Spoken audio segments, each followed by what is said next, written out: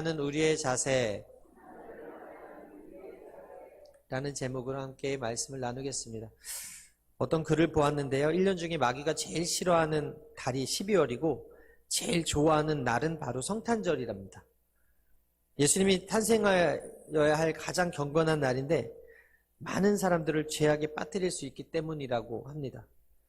여러분, 성탄절이 되면 다 기뻐하죠. 그래서 메리 크리스마스라고 인사를 합니다.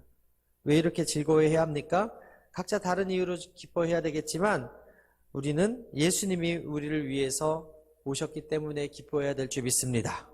누가복음 19장 38절에 이르되 찬송하리로다 주의 이름으로 오시는 왕이여 하늘에는 평화요 가장 높은 곳에서는 영광이로다 하니라고 말씀하고 있어요.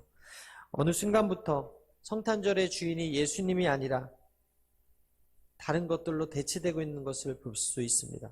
예수님이 사라져가고 예수님을 찬양하는 캐롤이 줄어들어가고 가장 화려해야 할 성탄절의 모습이 이제는 그렇지 못하더라는 거죠. 10년 전부터는 미국에서 이 메리 크리스마스라는 단어를 법적으로 금지를 하고 해피 홀리데이라는 단어를 쓰라고 했다는 그런 이야기도 들었어요. 이후로 우리나라에서도 교회에서도 성탄절이 너무 화려하게 하고 전구를 많이 써서 과소비라고 이렇게 지적하는 뉴스도 있었습니다. 경제적인 관점으로 대하다 보니까 화려함과 하나님을 영화롭게 하면서 기다리고 준비해야 될 그 성탄절이 점점 축소되고 가고 있는 거예요. 그런데 크리스마스를 1년 내내 기다리는 곳이 있대요. 어디냐면 서울 명동의 신세계백화점이라고 합니다. 신세계백화점 안에 홍보팀, 미디어 파사드 팀이 있는데 건물 외벽에 스크린을 설치하고서 영상을 준비하는 팀이래요. 올해는 프랑스 파사드 팀을 데려다 놓고서 더 화려하게 꾸몄다고 하는데 가보신 분 혹시 계시는지 모르겠어요. 이게 유튜브를 보면은 나오고요. 인터넷을 쳐보면 다 나오거든요. 얼마나 화려한지 모릅니다. 크리스마스 시즌을 준비하기 위해서 추수감사절부터 1월 초까지 크리스마스를 위해서 계속해서 그 영상을 트는데 6개월 전부터 준비하고 계획을 한대요. 1년 내내 예수님을 기다리는 게 아니라 1년 내내 백화점이 이렇게 화려하게 준비하니까 우리 백화점 와서 물건을 구매해 주세요. 이 의미인 거죠. 매출을 올리기 위한 마케팅 수단으로 성탄절을 바라보고 있다는 거예요. 그래서 메리 크리스마스가 아니라 그들에게는 해피 홀리데이일 수밖에 없는 것이죠. 그렇다면 우리는 어떤 마음으로 이 성탄을 준비하고 맞이해야 되는가? 예수님께서 이 세상에 오셨을 때 예수님을 대하는 사람들의 태도는 크게 세 가지였어요. 첫 번째가 헤롯의 태도예요. 헤롯의 태도. 헤롯은 하나님께 영광을 돌리지 아니하고 오히려 그 자리가 빼앗길까 봐 예수님을 잡아 죽이려 했죠. 마태복음 2장 3절에 헤롯 왕과 온 예루살렘이 듣고 소동한지라 왕이 모든 대제사장과 백성의 서기관들을 모아 그리스도가 어디서 나겠느냐 물으니. 마태복음 2장 7절 이하에 이 헤롯이 가만히 박사들을 불러 별이 나타난 때를 자세히 묻고 베들레헴으로 보내며 이르되 가서 아기를 대하여 자세히 알아보고 찾거든 내게 구하여 나도 가서 그에게 경배하게 하라. 헤롯은 겉으로는 경배하게 하라고 이야기하지만 속으로는 어때요? 다른 거예요. 아기 예수님을 찾자마자 죽이려고 계획을 하더라는 것이죠. 무엇으로 알 수 있습니까? 나중에 동방박사들이 예수님이 태어난 곳을 자신에게 가르쳐주지 않고 고국으로 돌아간 사실을 알자 대노해가지고 그때를 기준으로 베들레헴의 2살 이하의 어린아이들을 다 죽이라고 명령한 것만 보아도 그가 얼마나 마음에도 없는 거짓된 말을 했는지를 볼 수가 있는 거거든요. 마태복음 2장 12절 이하에 그들은 꿈에 헤롯에게로 돌아가지 말라 지시하심을 받아 다른 길로 고국에 돌아가니라. 그들이 떠난 후에 주의 사자가 요셉에게 현몽하여 이르되 헤롯이 아기를 찾아 죽이려 하니 일어나 아기와 그의 어머니를 데리고 애굽으로 피하여 내가 내게 이르기까지 거기 있으라. 여러분, 헤롯의 메시아 대신 예수님의 탄생의 소식을 들은 그의 태도는 권력을 빼앗기고 싶지 아니하는 이기적인 마음이 있었고요. 예수님에 대한 미움과 증오의 마음이 있더라는 거예요. 그런데 두 번째로 어떤 사람이 있습니까? 목자들과 동방박사 세 사람들의 태도가 있죠. 여러분, 천사들은 제일 먼저 만난 사람, 그 사람들이 바로 목자들. 가까운 들에서 목자들이 밤을 새워 양을 지키고 있는데 천사가 나타났어요. 주님의 영광이 두루 비치는 가운데 주님의 천사가 나타나니까 겁에 질려 있었던 그 목자들에게 천사가 기쁨의 소식을 알려주는 거예요. 한자로 천지상합 이강감로라는 말이 있어요. 이는 하늘과 땅이 서로 합하여 다니슬이 내린다라는 뜻이라고 합니다. 천사와 목자가 서로 만난 곳은 높은 하늘이 아니었고 낮은 땅이었어요. 목자들이 올라간 것이 아니라, 하늘로 올라간 것이 아니라 천사들이 내려오더라는 것이죠. 밤은 깊고 어두운데 천사가 낮은 곳에 내려와서 밤을 새우는 목자들에게 예수님의 탄생을 알리더라. 여러분, 주님의 음성이 가장 잘 들리는 때가 언제냐면 낮아짐의 때입니다. 가장 목소리가 크게 들리는, 주의 음성이 가장 잘 들리는 때가 언제입니까? 내가 고난 가운데서 내가 상한 마음을 가지고 있을 때, 그때 비로소 주의 음성이 잘 들리게 되는데, 오늘 천사들이 누구를 만났습니까? 그 밤에 양을 지키고 있는 목자들에게 가장 기쁨의 소식을 전해주더라는 것이죠. 누가복음 2장 11절 이하에 오늘 다윗의 동네에 너희를 위하여 구주가 나셨으니 곧 그리스도 주시니라.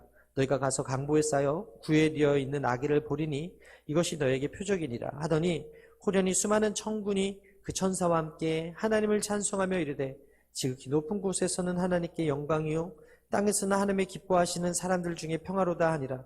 천사들이 떠나 하늘로 올라가니 목자가 서로 말하되 이제 베들레헴으로 가서 주께서 우리에게 알리신 바가 이루어진 일을 보자 하고. 여러분, 천사들이 그들을 떠나서 하늘로 돌아가니까 목자들의 반응이 무엇이었냐면 그냥 그 자리에서 똑같이 양을 지키고 있었던 것이 아니라 어서 베들레헴에 가서 주님이 우리에게 알려주신 일을 눈으로 보자 하고 달려가더라는 거예요. 그리고 달려갔더니 정말로 마리아와 요셉과 구에 누워있는 아기가 있음을 보았어요. 누가복음 2장 20절에 목자들은 자기들에게 이르던 바와 같이 듣고 본 그 모든 것으로 인하여 하나님께 영광을 돌리고 찬송하며 돌아가니라. 목자들의 태도는 천사를 만나고 나서 하나님께 영광을 올리고 기뻐하는 태도였다. 동방박사들은 어떻습니까? 그들은 예수님을 영접했죠. 동방박사들이 아기 예수님을 찾아 나서는 그 길에 한 사람도 동행한 사람이 없어요. 요한복음 1장 11절에 자기 땅에 오매 자기 백성이 영접하지 아니하였으니라고 성경은 이야기합니다. 즉 예수님이 이 땅 가운데 오셨을 때 그 백성들이 알지도 못했고 영접하지도 않았다는 거예요. 아무도 찾지 않고 예수님을 영접하지 않은 그런 상황 속에서 동방의 박사들이 그 별을 보고 경배하러 예루살렘까지 오더라는 것이죠. 이들이 이렇게까지 찾아온 목적이 뭐예요? 오직 왕으로 나신 아기 예수님께 경배하기 위해서. 마태복음 2장 11절에 집에 들어가 아기와 그의 어머니 마리아가 함께 있는 것을 보고 엎드려 아기께 경배하고 보배압을 열어 황금과 유황과 몰약을 예물로 드리리라. 여러분, 오늘날 우리가 예배가 감격이 없고 기쁨이 없는 것은 어찌 보면 진정한 예물이 없기 때문일 수도 있습니다. 언제나 왕이신 예수님을 만나러 나오는 예배에는 감격이 있어야 하는데, 기쁨이 있어야 되는데, 하나님을 사랑하는 마음, 가슴 깊은 곳으로 뜨겁게 우러나오는 진정성이 있어야 되는데, 헌금을 드릴 때에도 감사하는 마음으로 드려야 되는데 형식적으로 와서 앉아있는 경우가 너무나 많이 있다는 것이죠. 동방박사가 예수님을 대하는 태도가 무엇입니까? 거리가 멀었어도 왕을 보고자 하는 그 열망과 그 왕 앞에서 황금과 유황과 몰약의 귀한 것들을 올려드리고 경배했던 그 모습 속에서 우리가 이 성탄의 아침에 그 예수님의 탄생을 축하하며 그 마음뿐만 아니라 기쁨의 예물도 올려드릴 때 그 예배가 주님 앞에 연락되고 응답됨을 믿으시게 되기를 바랍니다. 세 번째, 여관집 주인의 태도입니다. 여관집 주인에게 일생일대의 가장 큰 행운이 찾아왔죠. 메시아가 그 집에서 탄생할 수 있는 특권을 얻었는데 누가복음 2장 6절 이하에 거기 있을 그때 해산할 날이 차서 첫 아들을 낳아 강보로 싸서 구유에 뉘었으니 이는 여간에 있을 곳이 없음이로라. 어떤 사람은 동방박사처럼 그 메시아를 보겠다고 먼 거리를 걸어와야 겨우 만날 수 있었던 그 메시아를, 어떤 사람은 밤에 자지도 못하고 양을 지켜야 겨우 만날 수 있었던 그 메시아를 가만히 앉아서 볼 수 있었던 그 축복을 이 여간주의는 놓치더라는 거죠. 여러분, 지난주 복권에 대한 뉴스가 두 개가 있어서 재밌어서 제가 여러분들이 말씀드리는데, 첫 번째가 뭐냐면 암투병 어머니와 같이 산 이 자녀가 그 어머니가 산 복권이 당첨이 된 거예요. 그래서 10년 동안 매달 1,100만 원을 받고 또 이후에 10년은 700만 원씩 받는데요. 20년 동안 나눠받을 당첨금이 총 21억 6천만 원. 나도 당첨됐으면 좋겠다. 이렇게 행운이 찾아온 사람이 있어. 엄마의 그 암투병을 도왔던 자녀들이 이런 복을 받았다. 그런데 또 하나의 뉴스가 있는데, 영국에서 있었던 일입니다. 한 커플이 복권 1등에 당첨됐는데 이게 자그마치 일십, 백천, 3,008억 원이라는 그 복권에 당첨됐는데 안 됐다는 거예요. 왜 안 된가 봤더니 계좌에 그 복권이 자동 결제되게끔 해놨는데 그 계좌에 4,100원이 없어가지고 결제가 안 돼서 복권 구입이 안 됐던 거예요. 그래서 결국에는 3,008억 원을 그 있는 자리에서 날리는 안타까운 소식이 있었는데, 3,008억 원을 날린 그 안타까운 소식이 더 안타까우시죠? 이 여관 주인보다. 이 여관 주인은 가만히 앉아서 만왕의 왕 대신 예수님을 경배하고 뵐 수 있었던 기회가 있었는데 한 번에 날렸다라는 거예요. 어떤 사람은 갑자기 행운이 찾아오는데 어떤 사람은 그 행운을 잡지도 못하고 날리는 사람이 있더라. 여러분, 왜 여관 주인이 축복의 기회를 놓쳤는가? 첫 번째가 너무 바빴어. 성수기였어요. 호적하러 베들레헴으로 오는 유다 지파 사람들 때문에 방이 없어. 숙박시설이 마치 여름에 성수기 그 동해에 가면은 성수기 가가 있잖아요. 그 캐리비안 베이 가면 다이아몬드 시즌이라고 그러고, 지금 이제 평창이나 뭐 이런 피닉스 파크 같은 데 가면 다이아몬드 시즌이라고, 스키 시즌이라고 해서 성수기란 말이에요. 비싸다고. 근데 이때가 성수기였어요.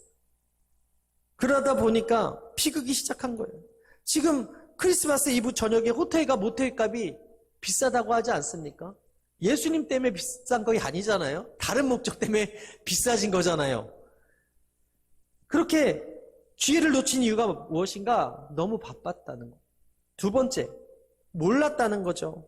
여러분, 하나님께서 예수님의 탄생을 누구에게 가르쳐 줬습니까? 마리아와 요셉에게 가르쳐 줬습니다. 사가랴와 엘리사벳에게 가르쳐 주셨습니다. 천사들을 통해서 목자들에게 알려주셨어요. 그런데 여관 주인은 몰랐어요. 아니, 관심이 없었지. 동방박사들은 관심을 가졌어요. 그래서 별을 보고 쫓아와서 예물을 드리고 경배를 했어요. 그런데 여관 주인은 세상 일에 너무 바쁜 거예요. 물질에 너무 관심이 많은 거예요. 생계와 삶에 바쁘고 성숙이라는 경제적 이익에 눈이 멀어서 메시아신 예수님의 탄생에 절대 관심이 없더라. 세 번째, 최소한의 인심마저 베풀지 않았다. 여러분, 예수님은 늘 우리에게 말씀하시죠. 하나님은 나그네의 하나님이요 과부와 고아의 하나님이고, 그들을 만나면 내 이웃을 내 몸과 같이 사랑하고 내가 대접받고자 하는 대로 대접하라고 말씀하잖아요. 마태복음 25장 40절에 임금이 대답하여 이르되 내가 진실로 너에게 이르노니 너희가 여기 내 형제 중에 지극히 작은 자 하나에게 한 것이 곧 내게 한 것이니라. 손님을 대접할 때도, 누군가를 섬길 때도 작은 자를 먼저 섬기면 그 섬김이 곧 예수님께 한 것이고, 그 섬김을 예수님이 보고 계시다고 말씀을 하고 있는 거예요. 여러분, 손님을 열심히 대접하다가 복을 받은 대표적인 인물이 아브라함 아닙니까? 당시에 여관을 특별한 행사가 있을 때 10,000원이 될 수 있고 나중에 오는 손님에게 방을 주지 못할 수 있지만 최소한의 양심상 만삭이 된 그 마리아에게 방을 내줄 수 있어야 됐어요. 그런데 이 여관집 주인은 메시아에게 자기 방을 내줄 수 있는 그 철호의 기회를 놓쳐버리더라는 거예요. 마지막 왜 그랬습니까? 무관심에 무관심. 자기 방은 못 내주어도 최소한 이부자리 정도는 줄 수 있었을 텐데 그 정도 여유가 없었다는 거예요. 무관심이 문제거든요. 여러분, 종교에 대한 무관심, 하늘나라에 대한 무관심, 천국에 대한 무관심, 위의 것에 대한 무관심, 이 무관심이 문제라는 거예요. 우리가 노방전도를 하거나 관계전도를 하거나 누군가에게 정말 복음을 증거하고 싶은데 무관심한 사람들만큼 전하기 힘든 사람이 없어요. 부자와 나사로 중에 이 부자가 왜 천국에 못 갔다고요? 나사로에 대한 무관심이 있더라는 것이죠. 무관심이 죄라는 거예요. 선한 사마리아의 비유 중에 제사장과 레위인은 피 흘려 죽어가는 그 사마리아인을 무관심했어요. 근데 사마리아인은 무관심하지 않았다는 거예요. 빈방이 있습니까? 라는 연극을 준비하는 덕구 이야기를 여러분 아실 거예요. 우리 교회학교 친구들도 왔기 때문에 이 얘기를 해주면 어느 고등학교에서 벌어지는 성탄 연극 준비를 했어요. 빈방 있습니까? 라는 연극이었어요. 근데 이 덕구가 발달장애 아이라서 말을 더듬어. 그리고 말을 잘 못해요. 근데 이 덕구가 그래도 교회 공동체에서 소외되면 안 되니까 그 여관 주인의 그 역할을 맡긴 거예요. 여관 주인은 딱 한마디만 하면 돼요. 방 없어요. 그거 한마디. 그러니까 충분히 말을 잘 못해도 할 수 있는 역할이었던 거죠. 그런데 예수님과 그 요셉과 마리아와 그 어린 아이 예수님이 와서 우리 아이가 뱃속에 있는데 아이를 누일 빈방 있습니까? 빈방을 좀 주세요. 라고 하는데 덕구가 죄송하지만 빈방이 없습니다. 라고 얘기를 했대요. 그러니까 네 알겠습니다 하고 대본대로 이 아이들은 뒤를 돌아서 쌩 가려고 하는데 그 덕구가 잠깐만요 빈방 있어요 그랬다는 거예요. 빈방 있어요. 예수님 우리 집에 오세요. 우리 집에 빈방 많아요. 마구간은 더러워요. 예수님 거기 가시면 안 돼. 덕구가 그렇게 얘기하더라고요. 나는 예수님이 좋아요. 예수님이 추운 거 싫어요. 우리 집에 방 많아요. 그 연극은 망쳤지만 그 연극을 보러 온 사람들의 그 마음은 그 어떤 날보다 감동이었을 것 같습니다. 덕구가 이렇게 한 행동 이유가 무엇입니까? 그 예수님에 대한 마음이 컸다는 거예요. 예수님이 어떤 분인지 알았다는 거예요. 여러분들은 인생의 목적을 어디에 두고 살고 계세요? 바쁘다, 모른다, 관심 없다, 무관심하고. 그래서 진리를 놓치는 세상 사람들과 같이 살고 있지는 않으십니까? 여러분, 이 성탄절은 예수님께 오롯이 관심을 가지고 예수님께만 오롯이 시선을 고정하고 예수님께 오로지 합당한 찬양과 경배와 영광을 올려드리는 귀한 날임을 믿으시게 되기를 바랍니다. 여기까지가 서론이었다면 깜짝 놀라시겠죠? 여기까지가 서론이야 근데. 그래서 성탄절을 맞이하기 위해서 우리가 어떻게 해야 되는가? 첫 번째로 따라하겠습니다. 천사의 말을 들을 수가 있어야 합니다. 짧게 할 거예요. 짧게. 걱정하지 마세요. 누가복음 2장 10절 함께 읽겠습니다. 시작. 천사가 이르되 무서워하지 말라. 보라, 내가 온 백성에게 미칠 큰 기쁨의 좋은 소식을 너에게 전하노라. 동방박사들처럼 별을 보고 먼 길을 달려 찾아오지는 못할지라도 천사가 나타날 때 그 천사의 음성을 들을 수 있어야 된다는 거예요. 목자는 24시간 눈코 뜰 새 없이 바쁜 직업이죠. 계속 그 양한테 신경을 써야 되는 직업이죠. 그리고 더구나 밤에는 피곤하고 졸리고 힘든 직업입니다. 밤에 이 목자들이 천사들의 음성을 들었어요. 그것이 어떤 음성이었어요? 예수님이 탄생하신다는 기쁨의 소식이었어요. 구주가 나셨다는 소식이었어요. 당시 목자라는 직업은 세리처럼, 창녀들처럼 어찌 보면 소외되고 무시당하는, 죄인시당하던 때인데 이런 소외계층에 천사의 음성이 들려지더라는 거예요. 이들은 종교에 대해서도 깊이 알지 못하고 율법에 대해서도 잘 알지 못하는 사람들이었어요. 그러나 그들에게 장점이 있었다면 무엇이에요? 편견이 없었다는 거예요.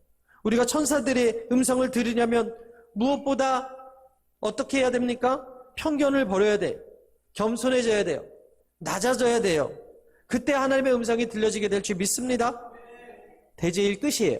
두 번째, 우리가 어떻게 하면 성탄절을 잘 맞이할 수 있는가?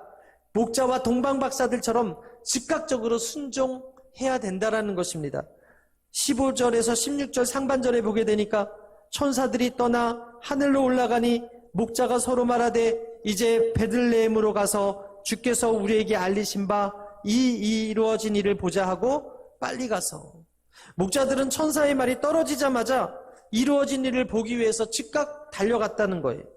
세상에는 빨리 할 것과 천천히 해야 될 게 있어요. 사람 일이라는 건 늘 생각하고 기도하고 움직일 때 안전해요. 그래서 돌다리도 두들겨 보고 건너라는 속담이 있듯이 인생지사가 늘 급하다고 빨리 한다고 해서 좋은 게 아니죠. 눈길에도 빨리 간다고 해서 좋은 게 아니에요. 왜? 사고 날 위험이 훨씬 커지니까. 그러나 하나님의 말씀에는 즉각 순종할 때 복이 임한다는 사실을 믿으시게 되기를 바랍니다. 동방박사들은 처음부터 끝까지 하나님의 인도하심에 순종했어요. 별이 인도하는 대로 무조건 순종했어요.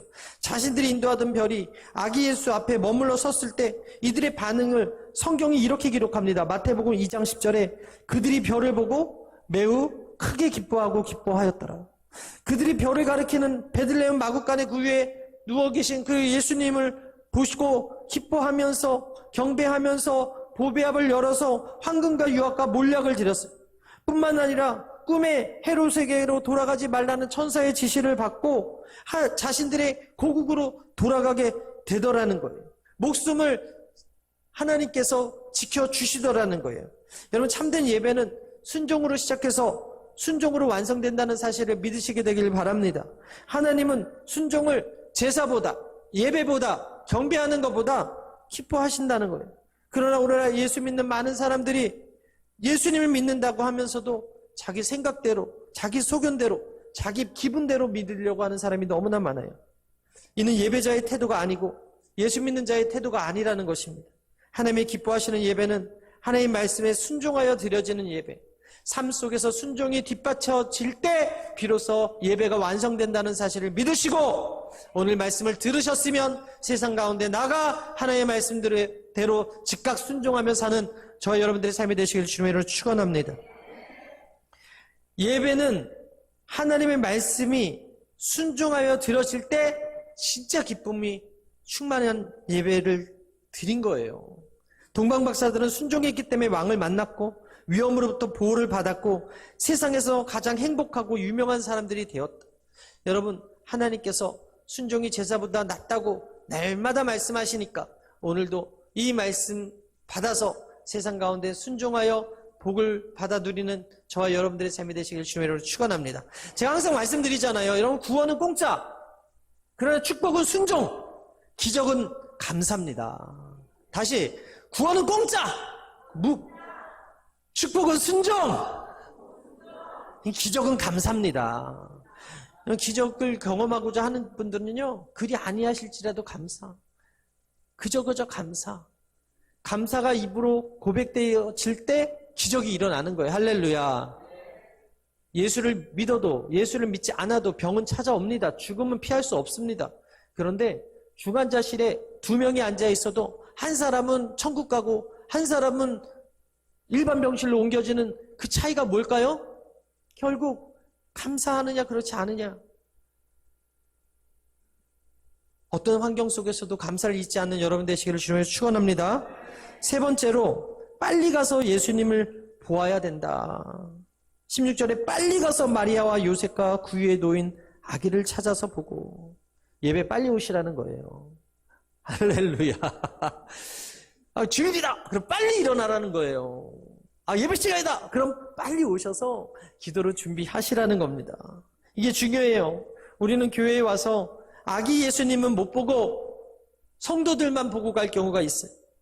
이게 문제예요. 성도들도 구역 식구들도 물론 보아야 되지만 왜 교회 옵니까? 왜 예배 옵니까? 예수님 만나러 오잖아요.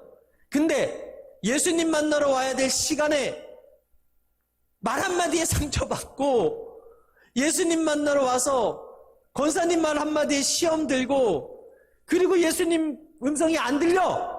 설교 말씀이 안 들려. 그 한마디에 꽂혀가지고 안 된다는 거예요. 안 된다는 거예요.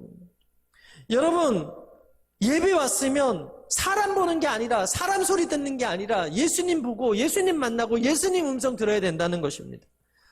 예수님 보기까지 우리 문제 해결되지 않아요. 여러분 예수님 만나셨습니까? 오늘 만나고 계십니까? 예수님을 만나서 그분을 경배하고 찬양하고 대화를 나눌 때 그때 우리의 인생의 문제가 해결됨을 믿으시게 되기를 바랍니다. 사람은 어떤 면에서 바빠야 되죠. 바쁘지 않은 사람이 어디 있어요. 그럼에도 불구하고 예배 시간만큼은 주님 만나는데 열심을 품어야 된다라는 거예요.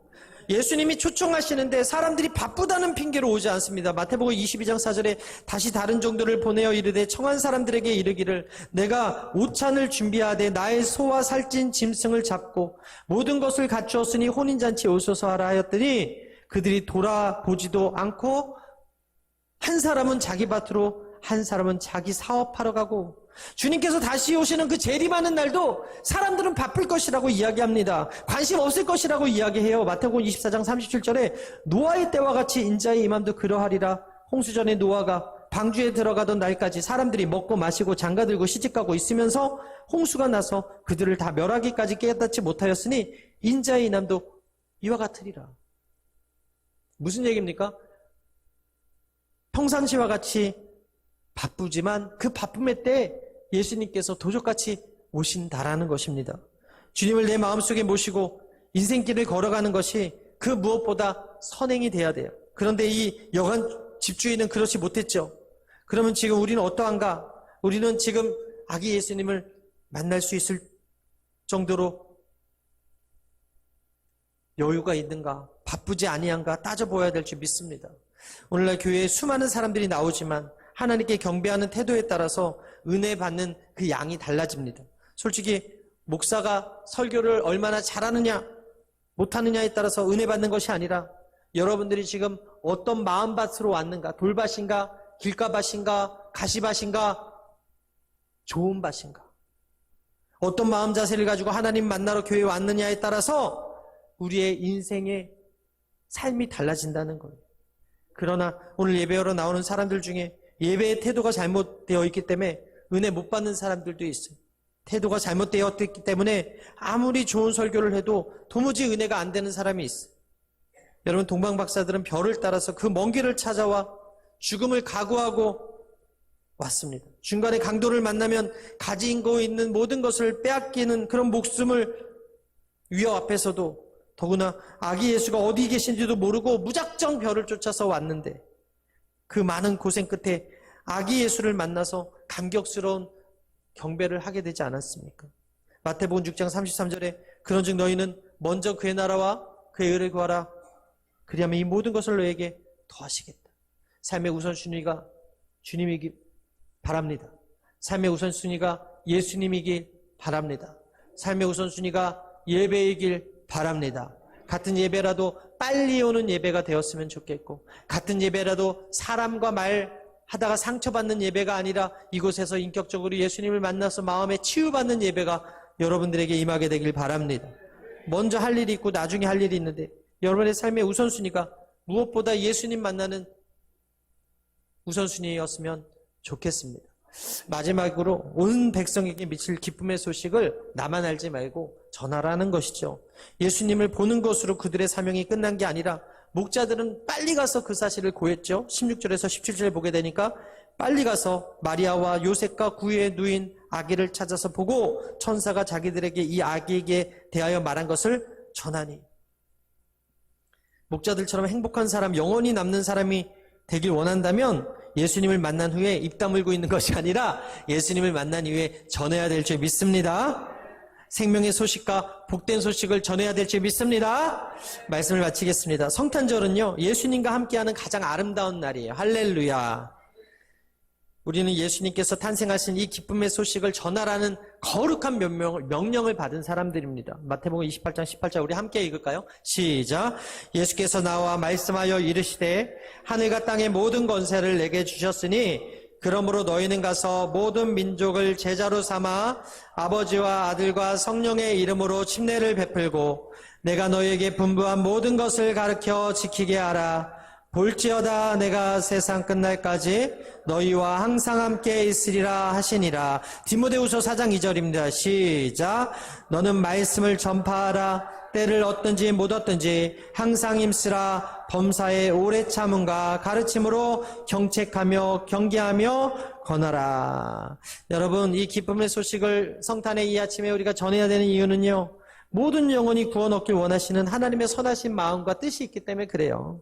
저는 바라기는 여러분들의 가정이 성탄의 기쁨으로 충만하게 되길 바라고요. 여러분들이 만나는 모든 사람들이 그 성탄의 기쁨 속에서 오늘 하루를 잘 보냈으면 좋겠습니다. 하나님의 뜻에 따라서 오늘 내 가족들에게도 복음을 전하고 직장의 동료, 이웃들에게 예수 그리스도를 전함으로 말미암아 영혼군의 사명을 잘 감당하는 우리 귀한 여의도 스모금 횡성교회 성도 여러분 되시기를 주님으로 축원합니다. 축원합니다.